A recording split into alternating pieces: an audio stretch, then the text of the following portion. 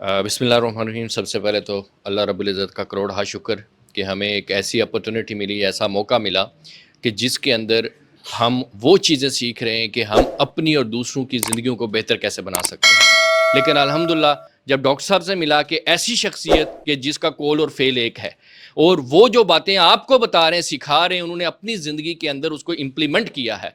तो लोगों के अंदर अगर आपने तब्दीली लानी है तो वो आपके अल्फाज से नहीं होती, वो आपकी वाइब्स से होती है। वो वाइब्स आपकी तब प्रोड्यूस होती हैं जब आपके अंदर भी वही फीलिंग है। मेरे अंदर फीलिंग मुनाफिकत की है और मैं अच्छाई की बात कर रहा हूँ तो किसी के अंदर असर नहीं होगा, लेकिन वो अच्छाई वाली फीलिंग्स जब मेरे अंदर जनरेट होंगी तो वो लोगों के अंदर जाके उनको इम्पैक्ट करेंगी और उनको चेंज करेंगी। तो डॉक्टर साहब के अंदर ये सारी चीज़ें आपने देखी, लेकिन जो डॉक्टर साहब ने अपना निचोड़ आपको बताया है, जो कोटेशंस आपको बताई हैं, जो अमली तौर पर उन्होंने अपनी ज़िंदगी में करके दिखाया है, ये वो चीज़ें हैं जो आपके लिए मोटिवेशन भी हैं और ये हमारी ज़िंदगियों को बदल सकती हैं। तो लिहाजा इसको इम्प्लीमेंट करें अपनी ज़िंदगियों के अंदर, और जब भी नमाज़ पढ़ते हैं डॉक्टर साहब के लिए ज़रूर दुआ करें। और मैडम का बहुत शुक्रिया, इतनी दूर से इस डेडिकेशन के साथ, मोटिवेशन के साथ आके उन्होंने इसमें पार्टिसिपेट किया। आप सबका भी शुक्रिया। Thank you very much.